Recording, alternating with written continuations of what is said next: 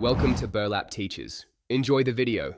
In this video, I will explain how to connect your Coospo device to Strava for seamless activity tracking. First, you'll need the Coospo Ride app, available on both Apple and Android app stores.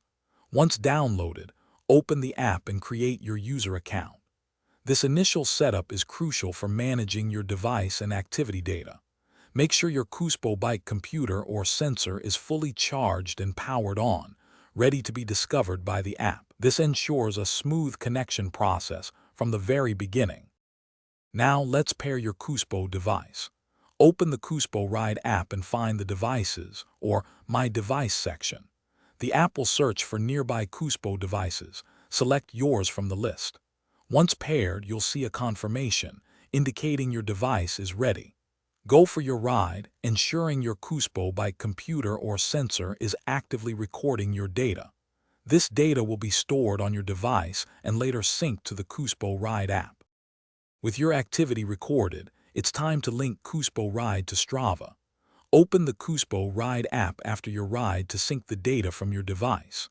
Then, navigate to the Settings or Profile section to find Connect with Apps or Third-Party Services. Choose Strava from the options and follow the prompts to log in with your Strava account.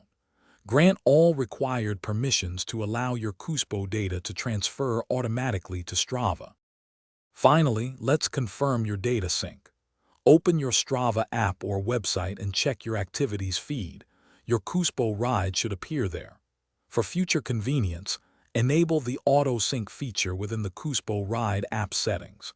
If you encounter any syncing issues, try reauthorizing the Strava connection or clearing the Coospo Ride app's cache. Always ensure both your Coospo Ride and Strava applications are updated to their most recent versions for optimal performance. Thanks for watching. Consider subscribing if this video helped you.